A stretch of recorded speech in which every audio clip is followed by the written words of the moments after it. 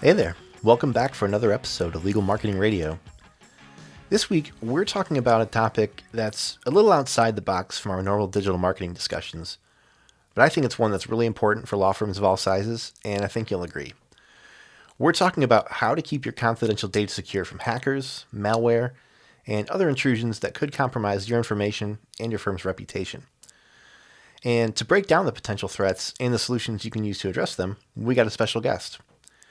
Scott Dresen is the Chief Technology and Information Security Officer for Spectrum Health, which is a $6.1 billion not-for-profit healthcare organization based here in Michigan. So as Spectrum Health's CTO and CISO, Scott's responsible for leading Spectrum Health's enterprise technology and information security functions. Scott joined us this month to share what he's learned addressing and mitigating technology-based risks for Spectrum Health.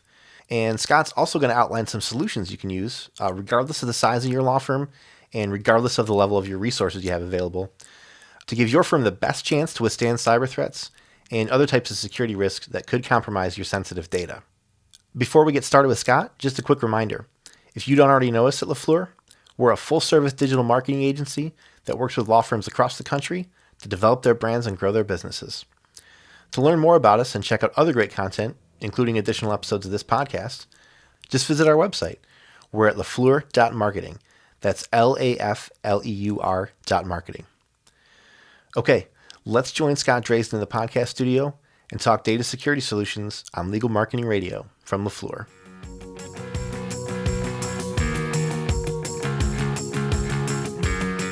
Okay, joining us on the podcast this week, we have someone who hasn't been on the podcast in a little while, but has been a guest in the past. We got LaFleur founder and president, Chip LaFleur. Chip, how you doing? Pretty good, Stephen. Thanks.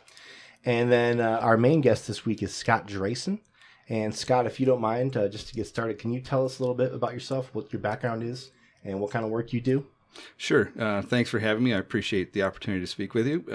I am the Chief Technology Officer and Chief Information Security Officer for Spectrum Health System based here in Grand Rapids, Michigan. We're a large $7 billion enterprise comprised of 14 hospitals. We have several thousand physicians in our physician group and a 1 million-member health plan.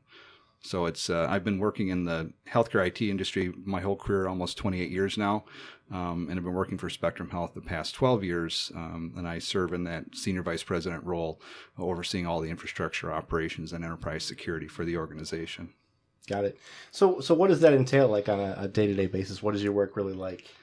Well, a lot of what I do is sort of working on what we call the CIA triad, if you will. It's working in supporting the confidentiality, integrity, and availability of all of our data and systems for the organization. So being a very large health system that spans much of the western half of the state of Michigan, my job entails dealing with all of the core foundational technology environments, our data centers, all the technologies that work within the data centers, the teams that support that technology, our networks, telephone systems, all that type of equipment and technology. And then I also have enterprise security, which is responsible for managing all of our cyber threat management and all the protections we have in place to manage our sensitive data for which we're stewards of. And then the alignment with all of the governance, risk, and compliance obligations we have with both the legislative requirements as well as contractual obligations for our customers. You know, at the end of the day, it's really about ensuring that all the systems that we need to function as a health system are running and available at all times because they're so critical to the care delivery process, and then ensuring that all the data we manage is safe and secure on behalf of the millions of patients and members that we serve. And so let's apply that a little bit and kind of pivot to talking about law firms. So, you know, law firms in a lot of ways, like other businesses, however, they do have some special considerations where, you know, client data security is of a heightened interest to them. So, you know, given that in mind, you know, what are some of the biggest security threats that you would say face a business like a law firm today? Well, a lot of the threats that are affecting us nowadays, I would split into a couple different categories from a law firm point of view. Certainly, managing the confidentiality of the customers you have for that law firm and all the data and the contracts and the legal legal issues you're dealing with is highly sensitive for those customers, and so ensuring that data is protected and secured. You also have, especially for smaller practices, likely typical challenges that would face many organizations in terms of how do you maintain and ensure that the systems and the technologies you're using in support of your practice are safe and secure, and that you're not going to compromise the data that you have. So in many ways, there's a lot of similarities for organizations, whether they're very small or very large, and oftentimes it's just a matter of the resources you have available to you to try and mitigate the risks that you're faced with that end up differentiating the big companies from the small ones. Yeah. So in terms of, assessing threats and evaluating, what you really have to deal with, where do most threats come from for a business like a law firm, or really, I guess, any business that we're talking about? Well, what we really look at as opposed to threats is really thinking about the risks that an organization has and understanding where your risks are, because knowing what your risk profile is will determine how you manage and mitigate those risks. And threats can be one of those, but not all threats are equal. From a cyber threat perspective, clearly you've got nowadays nation-state actors, organized crime syndicates, and other criminal activities taking place on the internet where they're not necessarily targeting per se small businesses or legal firms or healthcare systems for that matter. They're just seeking any opportunity to take advantage of available resources to compromise an organization, whether that be to gather data from you, to harvest financial information, other resourcing that can help them take advantage of individuals and their identities to generate income and revenue. And so a lot of times those types of cyber threats are more broad scale, but they can be very impactful. Ransomware is a good example where you may not be targeted specifically, but because your device just happens to be insecure or you haven't managed the risks that are related to ransomware, your device gets affected, and that can have a material impact on your legal firm and your practice with your clients, because it can be devastating both operationally as well as financially. We've actually had that happen to a client of ours. So it was, I think it was a little bit before we started working with them, but they got hit by ransomware, and the ransomware made it through their email system to their server. Yeah. And they had daily backups, and they were following a lot of best practices. Except that their backup solution had a character limit to the directory tree, to the file names. Depth. Yes. So the backup solution did not back up, and you think about like the structure of how you keep all these things organized, which I think ties into a lot of what you're saying. Yeah. Because they had these huge file trees to keep, records related to different cases and private information, things like that. The cases the files that had too long of a file name were gone. Yeah. And they were not recoverable. Yeah. And so, I worked with them to try to help them through some of that. And that's obviously not the primary thing that we do, but it was pretty devastating to them. They went through a long period of trying to recover it. They went through the process of trying to track down, the originator. They considered paying it off, to try to get it back. And in the end, they ended up having to walk away from a good chunk of data that just disappeared. Yeah, unrecoverable. Yeah, that does happen. That's the very unfortunate part of a ransomware type of experience. But you'll never forget it if it happens to you. Right. Yeah, they put better solutions in place for sure. Yeah. So since we're talking about ransomware, I'm not super well versed in how that works, but my understanding is ransomware would most likely be, that'd be something that would happen because of an employee behavior or something, right? Like most likely someone downloaded something, opened something that exposed your system to that kind of threat. So for an average business, would you say the bigger risk points come from employees, opening things, downloading things, or committing other behaviors that kind of can compromise the system? Or is it external threats, something?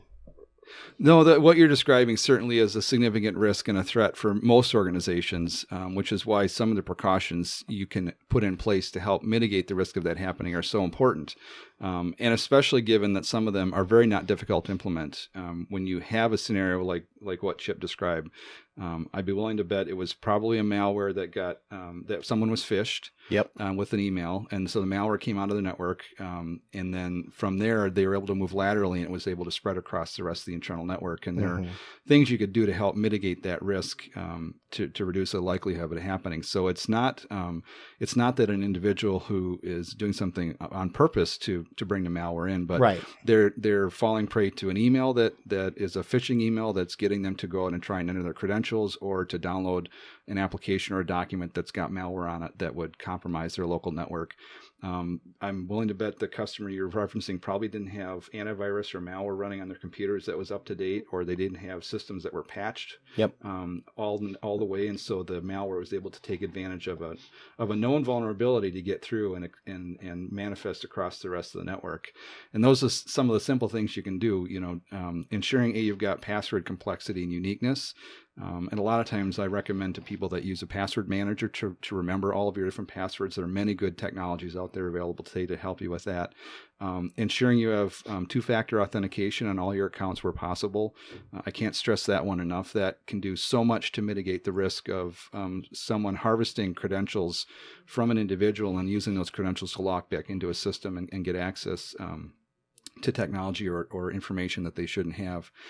Keeping your systems and your operating systems and your applications patched currently is a huge step forward. You would be surprised how many cases that you see reported in the press are really related to devices that weren't patched effectively, because more often than not, as sexy and interesting as what are known as zero-day exploits are, they're very infrequently used.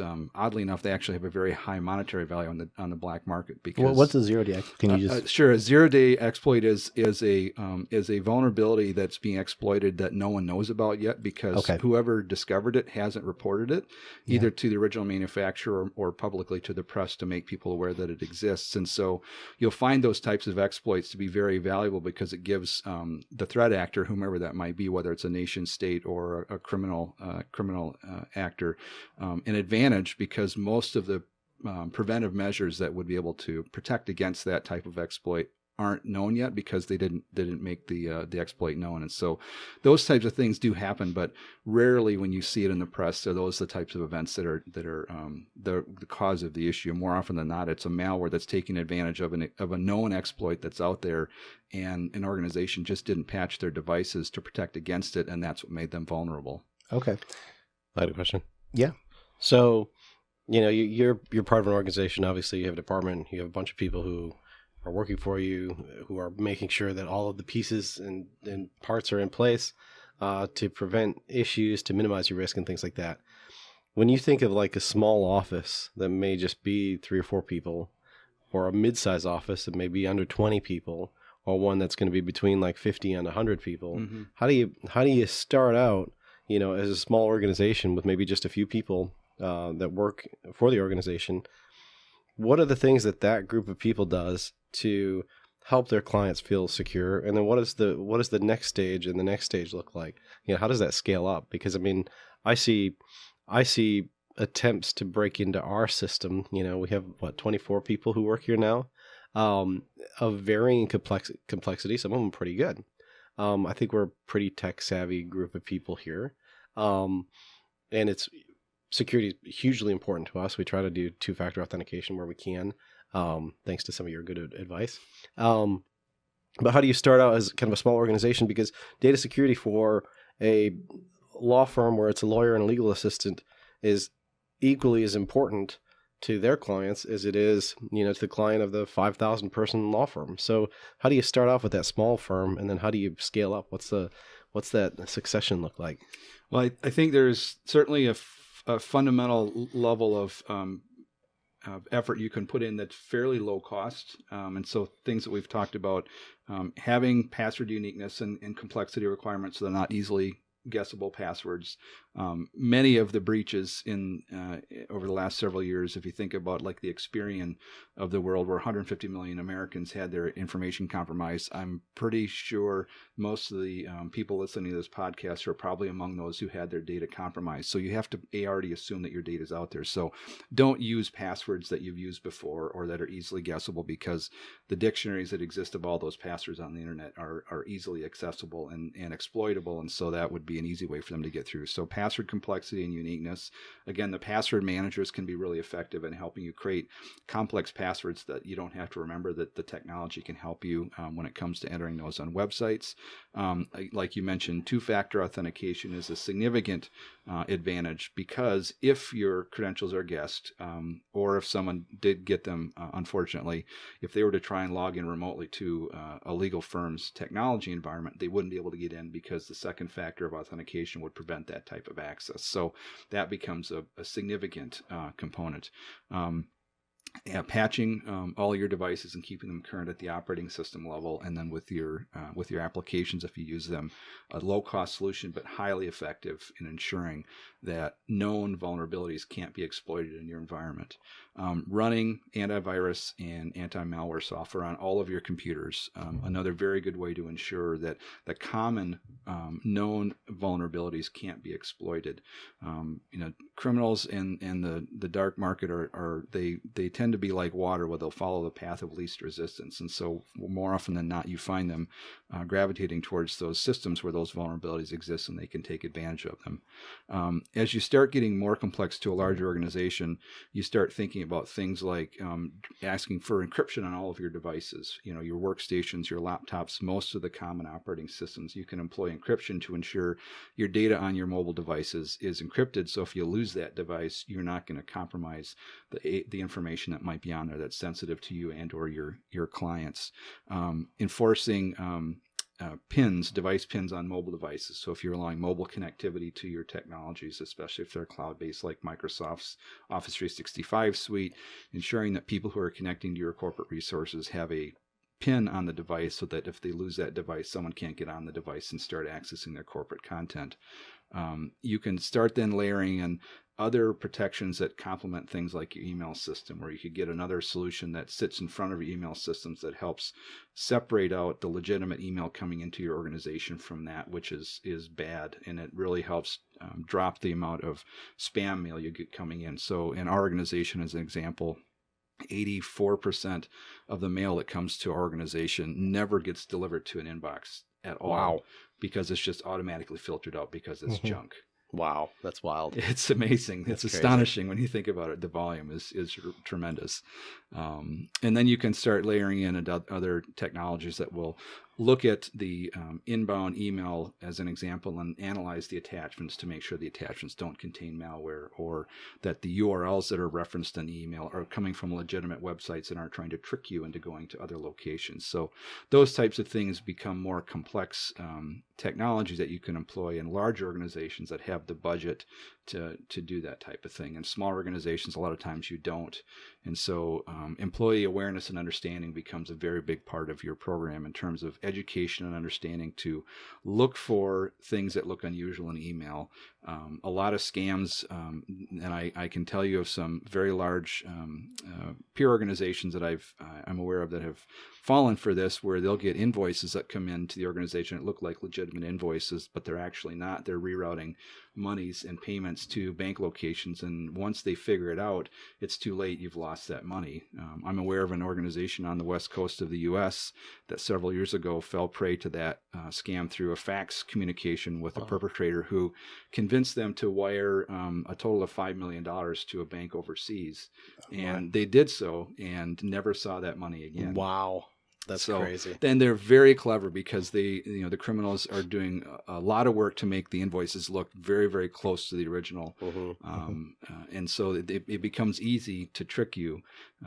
Another common attack method is for people to do what's called typo squatting, where they'll use a domain name that's very similar to your organization's, but with a very slight character difference that comes from an illegitimate source. And they'll send it from someone that looks like a leader in the organization, asking another person to do something for that leader that may appear somewhat reasonable, even though perhaps a little unusual, but enough that people will convince they'd fall for it. And that wire transfer is a common approach, where you might get an email from what looks to be the CFO or president of the organization saying, would you please wire transfer X number of dollars to this account for me?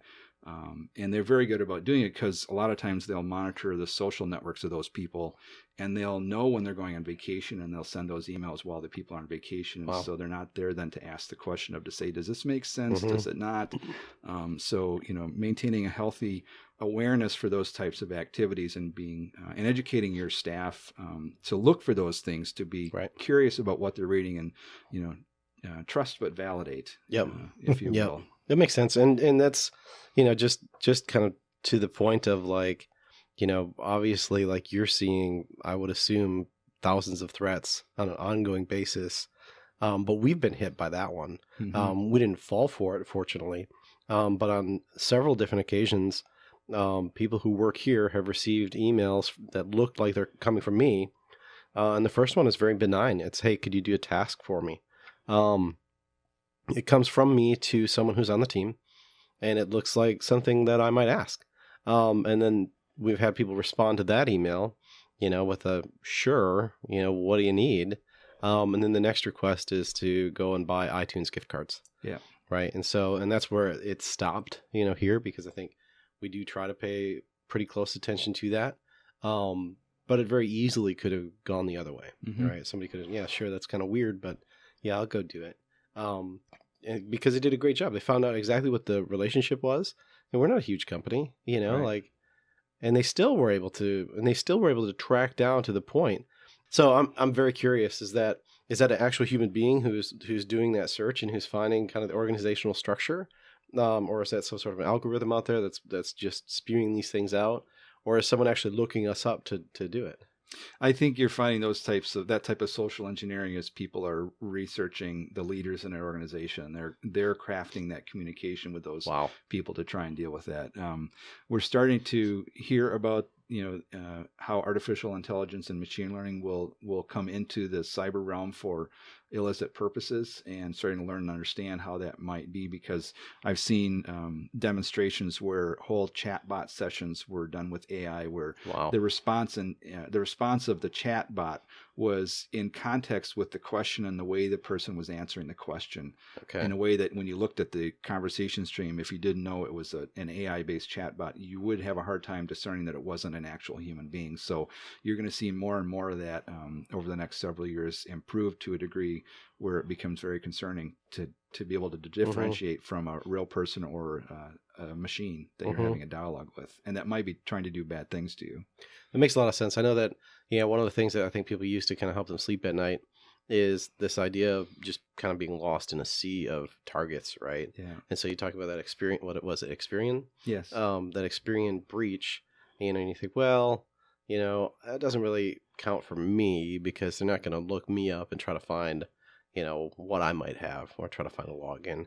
But I think that also ties into what you just said, where as soon as you start to introduce some of the machine learning algorithms that may, increase the likelihood that someone is going to be a target, just like, we use machine learning to try to identify, we built a model anyways to try to identify what would be paying cases versus non-paying cases on the personal injury side. Mm-hmm.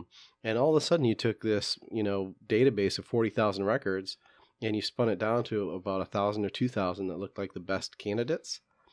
Well, now that's, 38 or 39,000 entities that you don't even have to touch. So if you're in that sea, it seems like it's going to increase the likelihood that you could be targeted, as some of those things start to roll out, because you could do them to scale, right? At a scale that's unimaginable.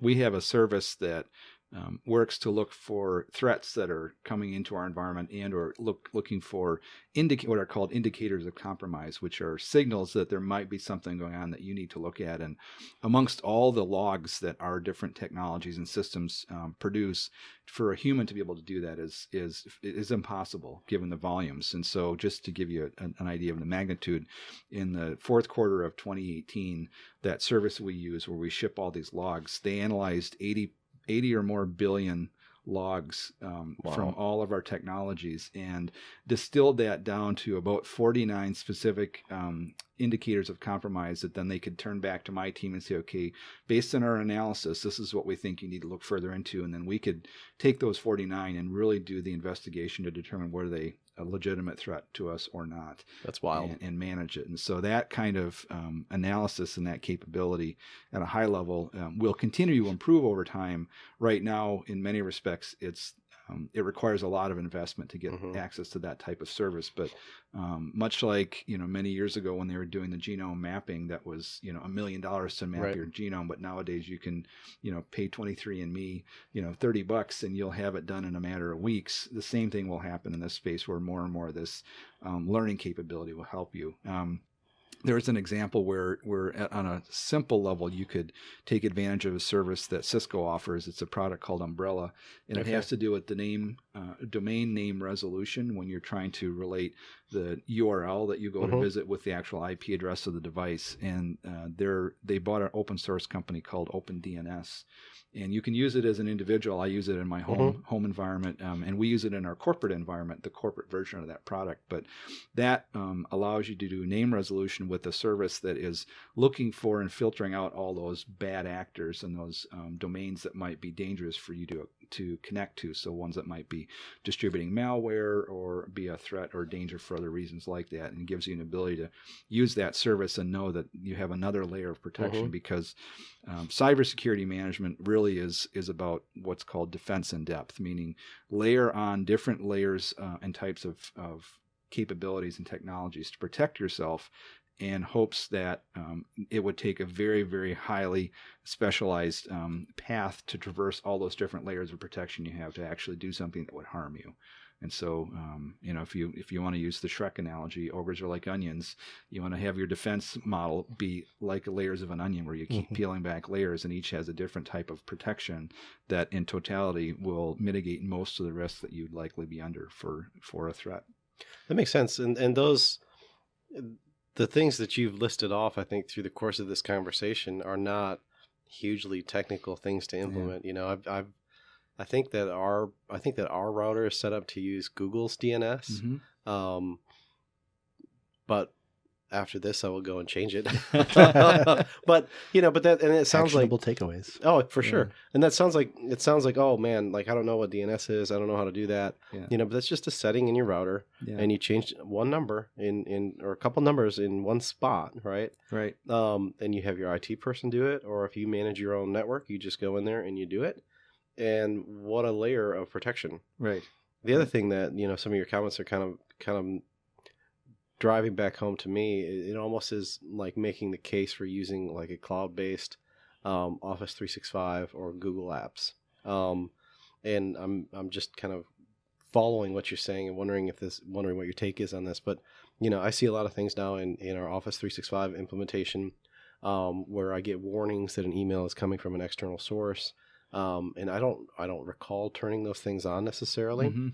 We also have, I do recall turning on if Outlook sees that you're starting to enter like financial information, the credit card numbers, or personal information like a social security number, it's going to issue a warning. So you can send it because it doesn't know exactly what you're using those digits for, but it's going to pop up something that says, hey, just be aware you're starting to do this. Whereas if we just had an Exchange server that we self-hosted, or if we had an email provider, from one of the bulk email providers where they don't do a lot of management there, it seems like our risk is reduced a little bit by using something like Microsoft or something like Google, Google Business Apps. Is that the case, do you think? Or? Yeah, I would agree with that. Yes. I think the benefit you see from the platforms like Microsoft or Google is that they have the ability to invest in those types of protective abilities for your service. And some of them have differing levels of licensure requirement. And so some do cost a little bit more than others. But by and large, it's going to be a far more effective strategy, especially for smaller size organizations, to leverage those types of providers, because they can give you services that you on your own would otherwise have either a difficult time managing and dealing with, and the complexity of of it, or you wouldn't have them at all, potentially. And that's why you see a lot of organizations, my own included, which are migrating to, platforms like Microsoft Office 365, because that benefit exists. There's a lot of value in the platform and how it integrates. Gives you ease of access for mobile, many web-based solutions, as well as your traditional, Office suite, if you will, on your desktop to work with. But then the security capabilities and protections they build in definitely help you and serve you well in that way. That makes sense. We get pushback sometimes from clients about the cost, related to Office 365, which we use. Yes. But I also look at the different scenarios that we've run into, and just for the one client who got ransomware, and what was the cost of that? Yeah. And you're going to spend $15 or $20. We use Office 365 E3, and you pay a couple dollars more per month per user. But the fact is that, like, even if you get a lawsuit and all of your data gets, they need a snapshot of your data, the business can continue to operate. Correct. You don't know what's going to happen there. And then there's threat protection and things like that I've seen on the back end. And we don't have an IT department, it's us. It's Dave Vandewa and I are kind of the primary people there. But it seems like it provides a lot of layers, kind of speaking to as many layers as you can layer up without having it create, just an impossible business situation. It seems like it gives us quite a few of them. Yeah, I think it's high value. We have a saying when we talk about risk in our organization that in many respects, we are going to do the things that we have laid out in our security program, whether we do it of our own volition in the way we want to at the pace we want, or because we have a breach and then we have to because there is a mandate to do it by a governing body that's responding as a result of that breach, given the magnitude. So do it of your own accord, or be forced to do it. You're going to spend the money in the long run, one way or the other. And if you're forced to do it, I guarantee the money spent will be far greater by significant multiples, if not orders of magnitude, than it would be if you did it on your own. So I agree with you. It may appear a little frustrating that some of the pricing is a little high, but I also would argue, especially for smaller to mid-sized practices, the alternative, if you were going to try and roll your own, if you will, and build your own solution, will end up being far more expensive than what you're paying for through a service provider that's going to do it in a much more effective way for you. Yeah.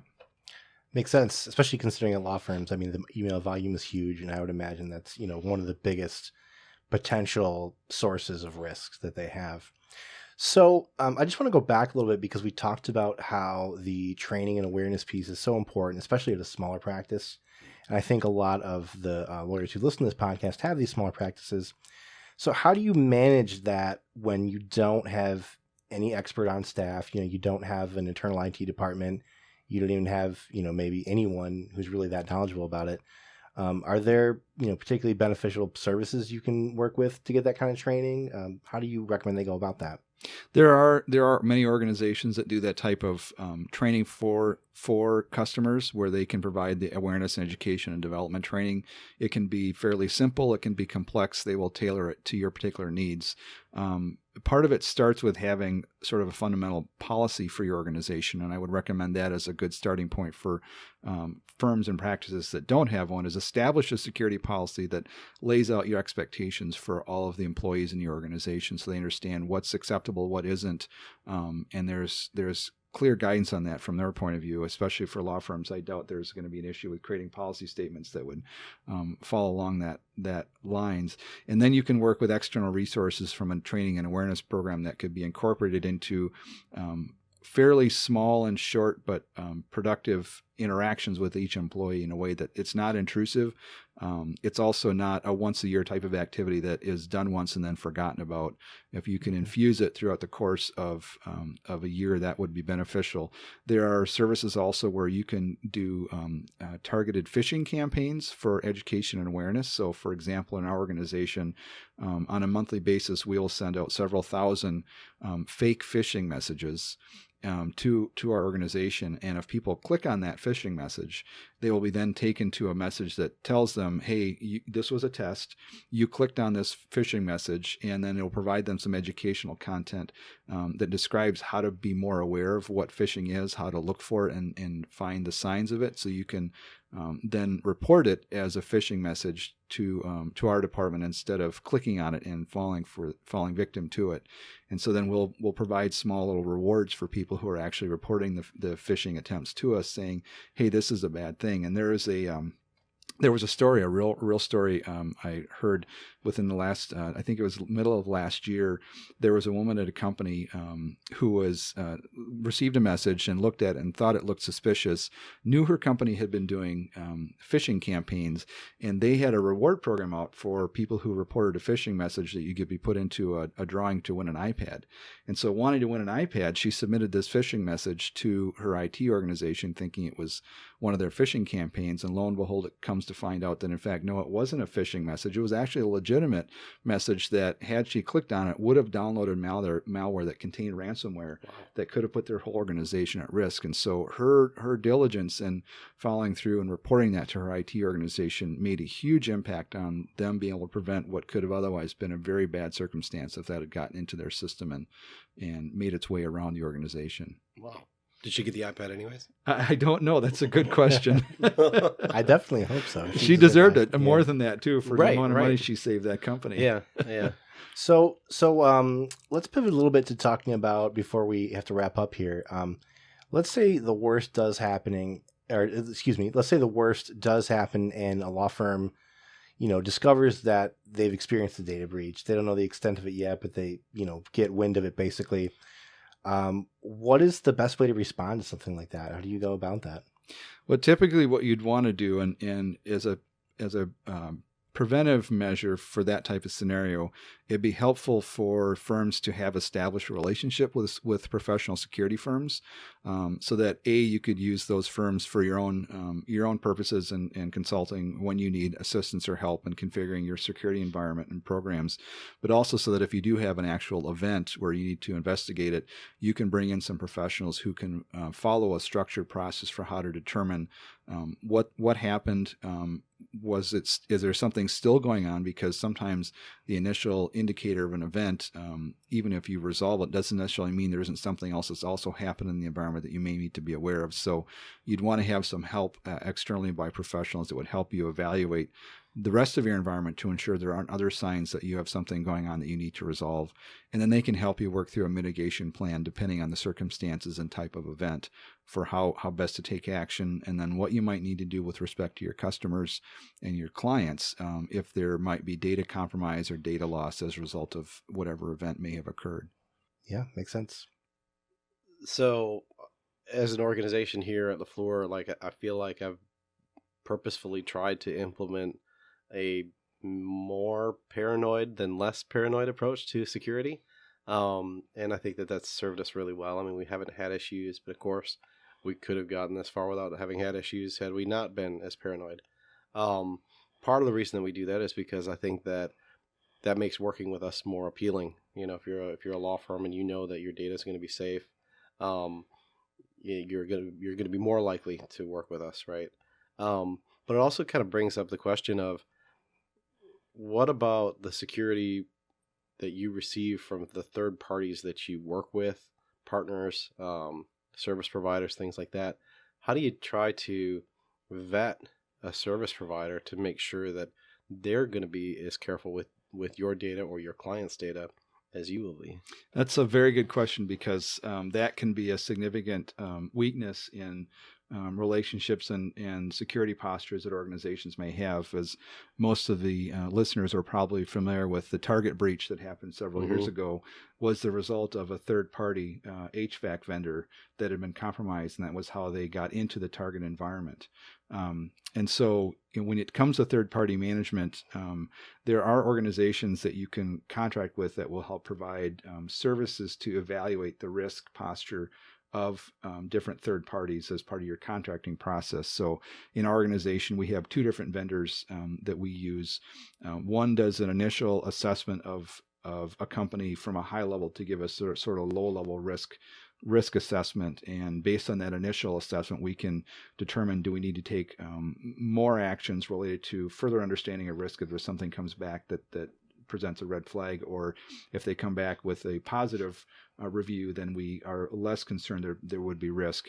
If we have a more comprehensive relationship or contract being considered in terms of the amount or type of sensitive data that's part of that contracting process, we have a more elaborate risk review process. So again, we use a third party to help us do that, and they follow a structured questioning process with the third party to understand and evaluate that risk, to help us make sure we understand if there are issues, how to deal with them.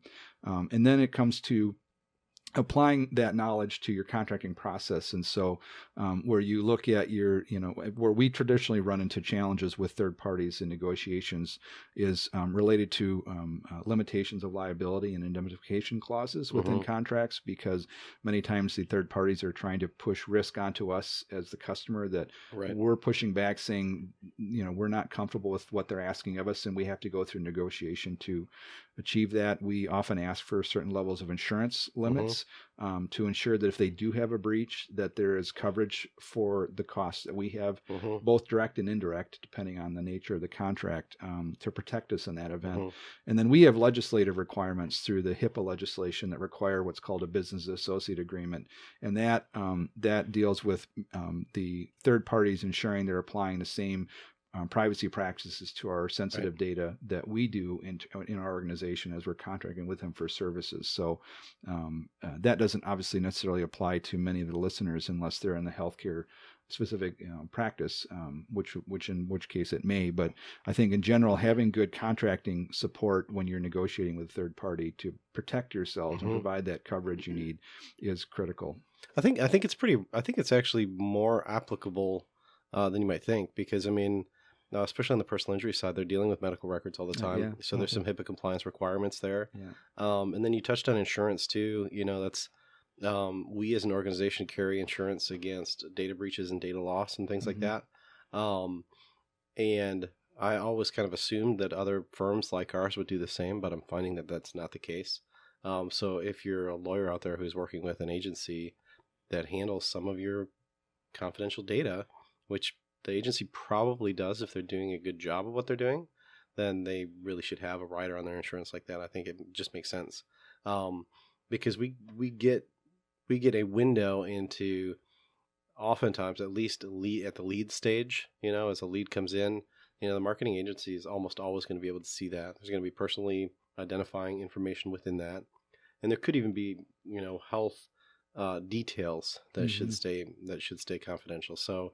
The question of, well, do you have insurance for data breach or data loss? Seems like a pretty reasonable question to ask an agency that you work with. Yes. And if the answer is no, then I'd encourage them to go get it, or I'd look elsewhere. Yeah, cyber insurance is increasing in frequency, I think, in a lot of organizations. I know we certainly have a cyber insurance plan, and an interesting side effect, I think, of that experience, likely for folks who are pursuing it, because I know we find in our case is that your cyber insurers are asking you questions about your security posture and your risks to understand how to price the policies and what type of coverages to play. So that becomes important. They also then become a resource for the customers of those plans, because many times your cyber insurance will have pre-established relationships with third parties that do security consulting services or risk remediation or risk response to events, things like that. And that can be helpful because it becomes an avenue for you to become aware of those types of resources that might be more challenging otherwise if you're not familiar with them. That makes sense. Yeah. All right. I feel like in particular, Chip and Scott could go for a long time here, but you guys will have to do it over a beer because we're going to have to wrap up. Scott Dresen, we really appreciate your time and you coming on the show. Thank you for everything. Happy to be here. Thank you for having me. And Chip, thanks for joining us too. Thank you. Thanks, Scott. All right. That's it for this month's episode. We hope you enjoyed our conversation with Scott Dresen as much as we did, and that you're feeling a little more confident as to how your firm can address some of these always evolving cyber threats and other types of security risks. As always, if you've got a question or a suggestion that you want to see addressed on a future episode of this podcast, just send an email to radio@lafleur.marketing. All right, thanks for tuning in, and don't forget to check back next month for another new episode. We'll see you next time on Legal Marketing Radio from LaFleur.